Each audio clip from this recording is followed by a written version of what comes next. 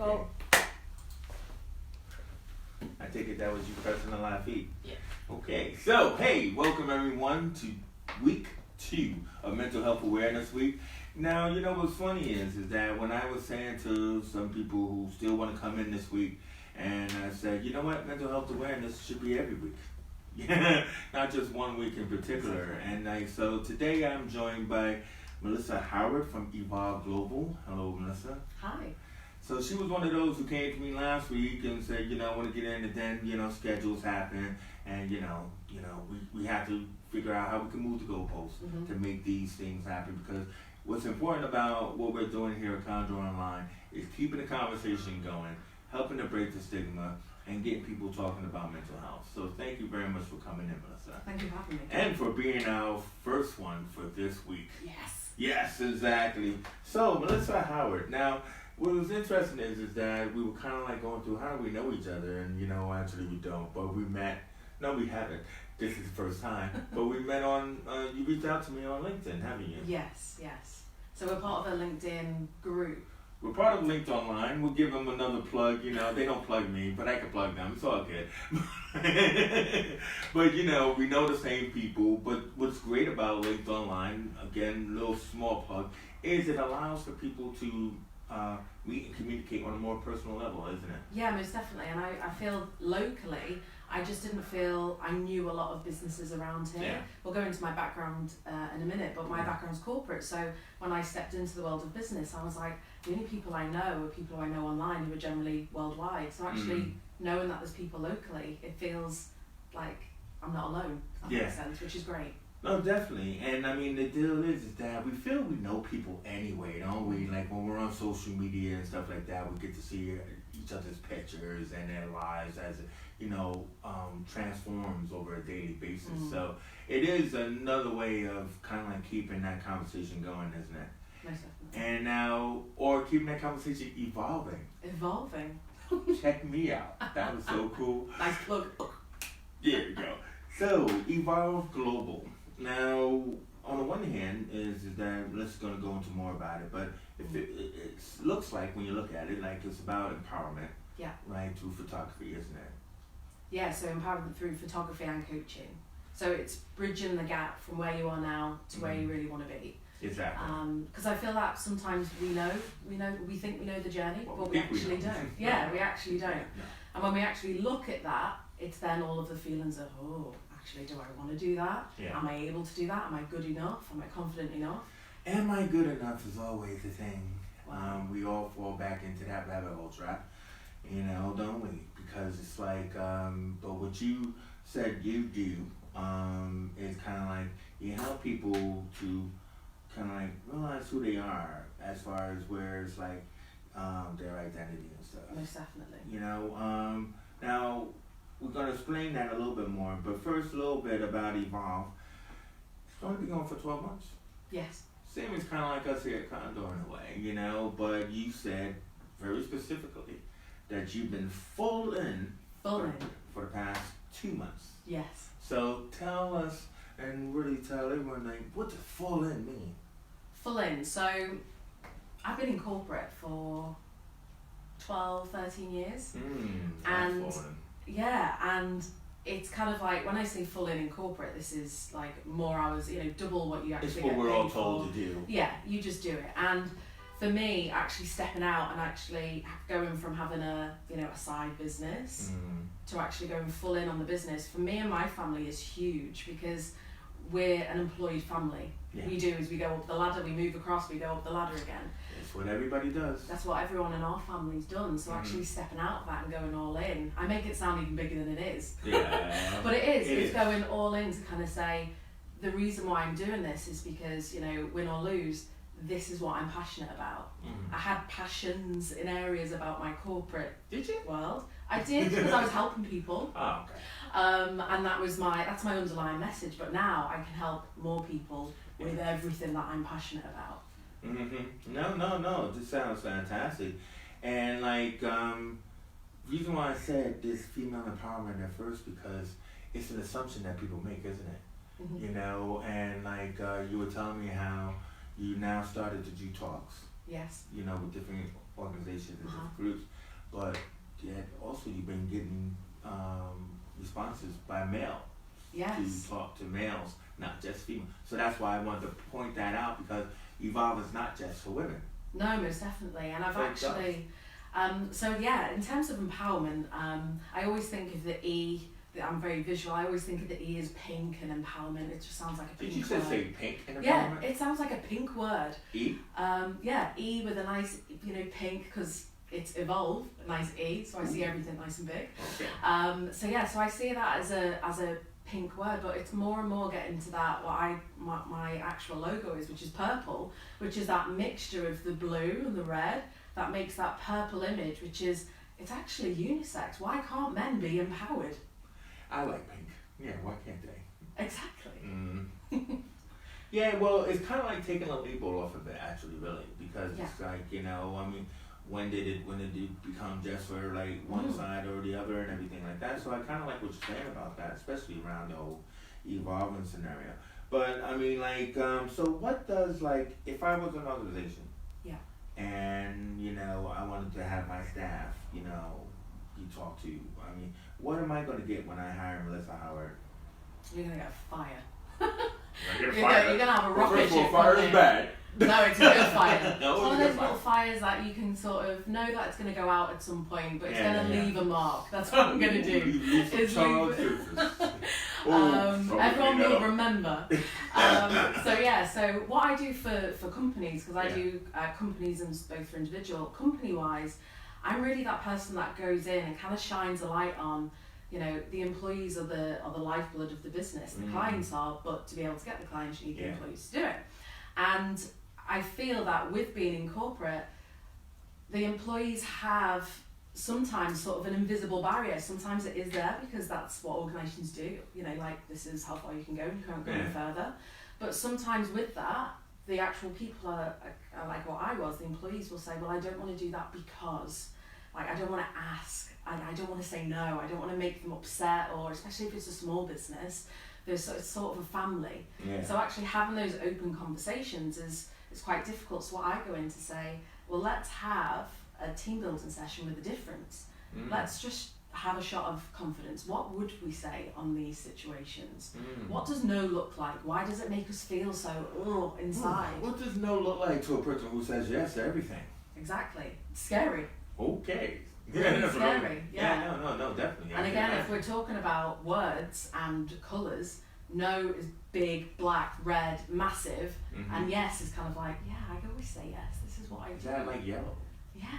Yeah, yellow, there you go. See, it's calm, isn't it? Exactly. Yeah, see, I'm down with the hood. Alright, so would you kind of like, I'm going to say you're burying the lead because you're not, but I want to know, how does photography work in what you're doing, probably more on a one-to-one with Evolve and everything, because you said that it's about identity and about realizing who you are. Most so definitely. Can you give us an example of how photography works in your business? Most definitely. So again, the photography aspect is, I was just saying about the experience, like, you come with me for an experience. It's not just the images. The images are beautiful, but it's the feeling that it leaves you with afterwards. Again, it's that element of the empowerment to actually be who you want to be, not what you feel other people think you should be, or what your competitors down the road are doing. So for instance, one of my most recent clients was a doctor who has a couple of other side businesses. So she's a personal trainer, and she also has a social marketing business. I don't know if I like where this is going. A doctor with a side business. I mean, my doctor should be onto me. Well, most doctors actually do have more than one role. So even if it's not seeing patients, they'll be in some sort of medical training or whatnot to get them out of like it. a doctor should. Do you know what? I've never actually met a doctor that's wore a smock. Don't you watch ER? I'm serious. No, you need to watch more television there, Melissa. So, but it's true, they don't. No, they don't. I know. No. They do on television. So my background is in the NHS, so I've worked with GPs sort of one-on-one for years and years, 12, 13 years. And again, it's sort of, from a well-being perspective, actually having a separate identity from being a doctor, from being a corporate leader, from being a mum, is so empowering, because for instance, if that was taken away from us, or we've got some feelings of whether or not we should change what we're doing, we always have an imprint of what we should be doing. So it kind of takes us away. Am I good enough to do anything else? There we go.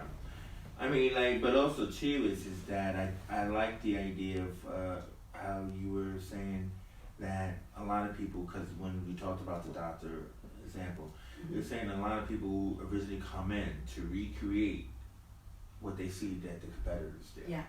And stuff like that. And, and then you said, what? Why? Why do we do that? And also, I don't know. Yeah, but we do that because we kind of feel like if we act the way that they do, we'll have all the success. Nice. It doesn't work like that. Not really. And how do we know from that picture if they are successful or not? How do we know? Exactly. So for me, it's the experience of make this about you so that you are attracting the people you want to attract, not the masses, because they might not be attracting anybody.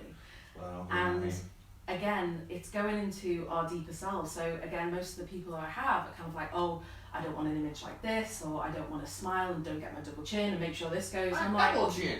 I'm like, hey, this is you. Accept it. Wow. And the actual process that we go through, by the end of it, when they actually select their images, because they are able to select their own, which again I think is empowering as it is, most of them have got, a double chin, they're laughing, their mouth's open, and they think, I'd never pick that. Mm-hmm. But from that, Yeah. it's the experience that goes right when they leave, they kind of think, I am worth it. I didn't think I was able to do that, but I did. It's amazing, talking to another visualist, because, that's why I like to consider it as a visualist, is that the printed image, the photograph, captures moments in time. And, they can't be recreated in that aspect. So, like, it's personal to you in that moment in time. Yeah. So, like, when you just described kind of like, the double chin, it's not a double chin when that double chin is there because of the laugh. Yes. So what made that person, exalt that much emotion Yeah. at that moment in time Yeah. that was captured? And that is why, now that's the beauty of a picture and a photograph. Most definitely. That's who you are and stuff like that, at that moment in time. If you can remember that, then you can't say, oh, I'm sad all the time, or I'm depressed all the time and everything, because I have that image. So there's that moment, that I can actually hold on to. I don't know. I mean. Well, it is, and I think as you say, it's a snapshot of what we see of the other person. They don't see themselves when they're laughing and they're joking and they're that person. And it's the fun aspect. What I absolutely love about this is that when we do the questionnaire before they come, is what do you want to get out of it? How do you want to come across to the people? If it is for clients, if it's a branding shoot, and they always put fun, always. And they come in like a piece of cardboard, and I'm like, what does fun look like to you? Exactly. I was like, is this fun? Let's jump up and down. Let's do. I do it with them, and when you actually take the picture and you look back on it, they're that impactful. You kind of think, I remember what happened before and right after, and I know how I felt. This is me as the photographer doing it. So knowing how important and impactful that will be for the other person, it sort of lights me up. I gotta say that, like, what this reminds me of is kind of like, there's a thing that I've heard a saying, and I use it all the time. Okay. And it's called, be the you I see. Right? And that's the response, because everybody has situations in their past, and that's what we're going to kind of like get to. We're about to start to slide down the rabbit hole here. But everybody has situations in their past, and that past informs them of who they are today. Yes. So only you've experienced it, right? Most definitely. So imagine like the people you meet today that you get into relationship or stop yourself from getting into relationship with, is that like you're always holding on to that past image. Right? And everything where it's like, oh man, nah, nobody likes me, or I'm ugly, or I'm this, or I'm that, or, and then it's like, hey, be the you I see. Right? So let me reflect to you what I see. Yeah. And in that aspect it's like, you're the one in your own way of stopping opportunity. I don't know. What do you think? I most certainly, everything is energy, I feel, in terms of what we do, how we come across. Yeah. And when we're in that low energy state, and it's, when we're going to be talking about sort of when we talk about mental health, Mm-hmm. we're not open to what is there, regardless if that's a business opportunity, regardless of if it's a free cup of tea or a new relationship. We see everything going against us when actually everything is going for us. Wow. Everything we want in life is already out there. So if you want to be a millionaire, all the money's there. Where is it? Yeah, you just gotta do the stuff to get it to come to you. And if it's not there, make it. Are you the next Elon Musk? Or walk there. Walk a little bit there. further. Exactly. Wow, that's amazing. You know, so everybody, you know, like, you know, they're coming from something, as I said before. Most definitely. And everything and stuff. And I think what happens when we're talking about mental health awareness is the factor that, you know, it's not to not look at it as a secret, because what we're trying to do is break the stigma, actually. And I think people have spent too many years looking at their mental health in their past as secrets that they don't want to share. And in that aspect is that it's important, I think, to get the conversation rolling, because generally it will be that factor that I feel that too, right? So, you know, you were telling me, you know, about in yourself, you know, that there was mental health scenario going on for you, and it sounded familiar to what you're talking about in your work today. But if you don't mind stepping through that door. Most definitely, I've stepped through. You're here now. I'm in. Yeah. And the first thing I always like to start with is when we talk about mental health, we all have it. It's just whether it's good, bad, or ugly. And because I think sometimes when you say the word mental health, people just kind of switch off. I don't have that. We all have. It's a bad word from the past. Yeah, we all have physical health. We all have mental health. So my journey has been good and bad throughout my journey. And I'd probably say it took a bit of a nosedive when I was a teenager. And I think that was for a number of reasons. One, because of situations that were happening. Two, you know, we just had social media coming in, we had MSN. America Online for me. There you go. You know, like I was in an all-girls school, so there was, and I always looked different to everybody else. In primary school, I looked different. I had breasts in primary school. I started my period in primary school. Okay. Yeah, now so, we're going there. No, but it's just to be honest to say, you know, we all develop at different stages, and I developed so early that I looked so different. I was bullied for being different. And then when you get to the age of 16, everyone wants to know then. You think, hey, how come I'm so popular? Yeah, you were bullying me at 9 and now you want to be my friend, no thanks. So I kind of went through like a real sort of, I'm doing a hand movement for those who can't see me, sort of, it was a real journey. Yeah, it was like a really bad wave. And I'd always kind of go because I want answers, and generally the answers are within us, and they will come out when we want them to come out and when we've asked the right questions. And that's all I find that coaching is, it's asking the right questions at the right time, and you're in the right state. You're in a not good state, asking those questions is not going to evoke a very good answer. So obviously, you know, being in like depression for and bullied for what people are making you feel about, which is a natural progression. Yes. And everything. Did you ever have anybody to talk to you at that time to let you know that, listen, you know, you're only developing at a different speed, and trust me, you know, tomorrow it's going to be a positive or anything. Did you ever have anybody in your life at that time? Well, I think we hear what we want to hear. And sometimes when it comes externally of it's going to be okay, we need to know that. And are you even listening if this is normal? Yeah, I heard it, but I didn't listen. And at that time, social media wasn't as big as it is now. I don't know how how trolls and everything, I don't know how I would have survived in the same situation now, because it's pretty heavy. It's amplified. But it really drove me. What I loved about that is it drove me to strive to make it so that other people didn't feel like that. That was my ultimate goal.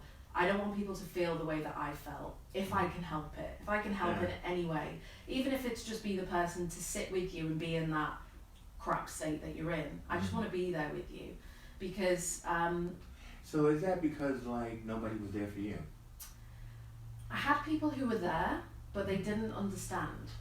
Still the same thing. Yeah, but but for me it was kind of, I kind of internalized it as they're just doing it because I am the daughter, I am X, I am that. it was the self-worth. Yeah. And I think we always thought about it was the depression, it was the anxiety, it was X, Y, and Z. Whereas actually it's kind of like, can we just switch the what we're looking at for a minute, switch the picture, what's going good? Let's just experience the now together. Yeah. Let's just try it, see what happens. Yeah. So actually doing that and switching the picture, it's still there, it's not forgetting about it, but let's just try and see what we can enjoy in this moment, even if it's for 30 seconds. Let's push it to a minute. Yeah. I mean, because it's just that, like, I think, you know, we know today that it's amplified. I love that word. So the question then is there something that if young Melissa came across your view today, what would you say to her? I love this. This is my thing when I go back, is what would I say to little Melissa? I always do this because it's so powerful. I would say stay the course. You know what you need to do. Trust yourself, because I didn't trust myself, that I knew what I was doing. I was I felt like I was walking down a dark road, kind of going, I don't know where I'm going. Whereas just trust where you're at. Yeah. This experience will shape you into the person you're becoming, and it's a really good person. And so what's great about that is to be able to look at where you are now. Right? And like in our show notes and hopefully in the first part of the interview, people can see that you have managed to be that, what you just said. Whereas like looking at, you know, people's well-being from the visual aspect, you know, that you're doing, you know, that whole recreation process, you know, and having people to focus on who they are and what they want. You know, it's kind of like that's older Melissa saying that to young Melissa. Yeah. So you've turned that like pain into purpose in a way. Most definitely. Do you know what I mean? Where, you know, you've empowered yourself and are hopefully empowering others by looking at your own experience. Yeah, I mean, would you say that, or? Yeah, and I would say being vulnerable as well. So. Of course. So, and I've probably not embraced that enough. So I've been doing it for probably 3 years, but before then I again was keeping everything to myself. So even in corporate land and world, I was climbing, saying yes to everyone and not saying no unless it was snapping a no, which isn't good. In corporate world, because I didn't know what I wanted. I still had that element of that depression, that loneliness, that I don't know what I'm doing. Like, why do I feel empty? I didn't actually have a reason at this point. I'd been through therapy. I hadn't had a reason for it. We don't have to have a reason. No, but understanding that. You said, one of the first things you said was that you said yes to everything. Do you think that you said yes to everything to belong? Yeah. Well, so one of the main sort of types of people I get are people pleasers. Because that's what I was. I say I'm a reformed people pleaser, yet what I do now is I serve. But I serve from a place of full, rather than serve from a place of you're I'm talking empty. about that glass half empty, half full scenario? I don't think there was anything in my cup for me at all. Oh, you sure? There wasn't at a time. I didn't have anything in there. I was just, and what I sometimes tell my clients is, I went to work, I was this person, I was confident, I was, we can do this, come and talk to me, you know, I'll help you, which I did. And I'd drive home and I wouldn't know how I got home. I was on autopilot. I'd be in my head constantly. Why am I like this to other people? Why can't I actually be truly like this when I go home? This is true. And I just felt empty. And that's the only way I can say. And then the next day I'd wake up and do it again. Charged on the way to work, emptied myself throughout the day, and then got home. Can I you know, this is not a psychiatric session, but can I just say, instead of saying empty, could you feel that you were empathic, which is still kind of EMP, because no, I was definitely empathic. Yeah, but this is what I mean. But isn't that a power that you're full of? Because you've had so much pain and denial from others. It's that your empathy jar, you know, filled with empathy, you were willing to be there for everyone else. Yes. Is that what you're saying? So people pleasing, I negative, but you were empathic. Yeah, but I wasn't empathic for me. Of course not. So I think that we never have empathy for ourselves. Oh, you do now? Well, do we? I do. Okay. I have to be able to truly be who I am, otherwise people would see through it. This is true. it's true, but again, is that the caring aspect, the vulnerable aspect is definitely a power set. And empathy is just like, I think we look at it because it's immaterial, that it's nothing.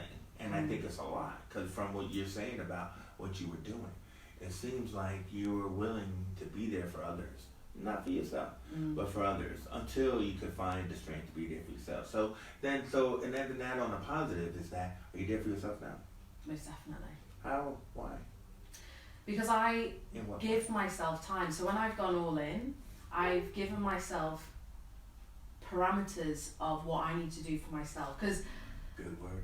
Yeah, because I feel like I could just go back into that cycle again, because I am now living my purpose, which is helping people even more, and I'm able to do that. Right. So I give myself time of what is it that what I enjoy doing.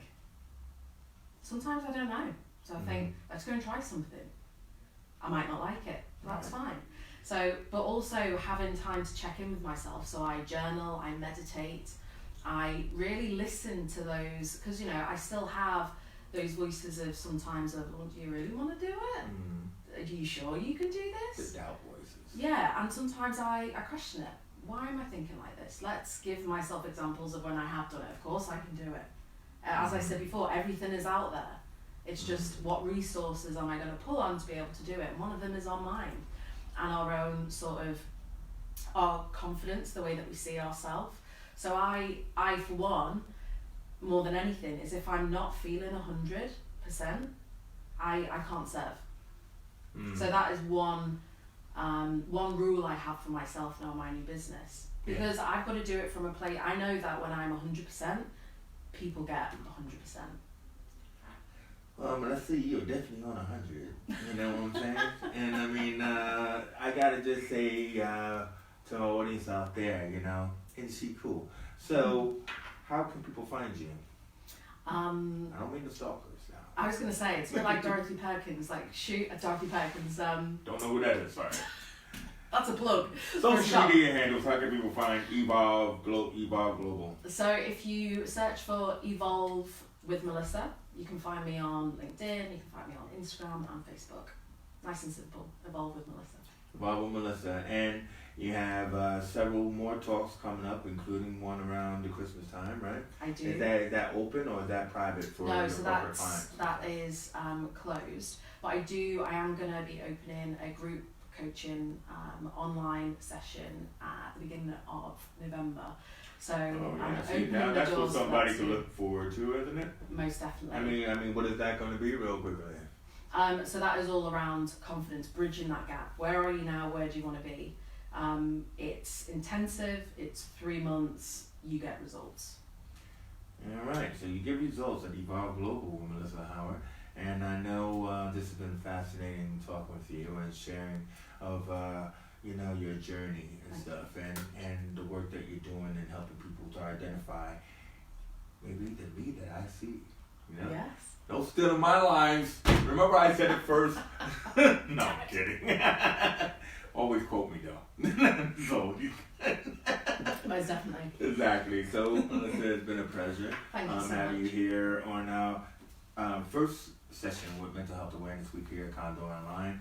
Remember, you can find Melissa at Evolve Global. That's E-Volve Global. You know what I mean? So, people might go, I didn't see it. And once again, a pleasure. I'm Chase Johnson Lynch. Thank you guys for watching. And don't forget, make comments down in the chat below, so that way, if you want to say something to Melissa, maybe she'll watch the show and she can comment back. You have that power. Yeah, exactly. See, most definitely. I want to hear more. All right, thank you guys for watching. Peace out. Thanks.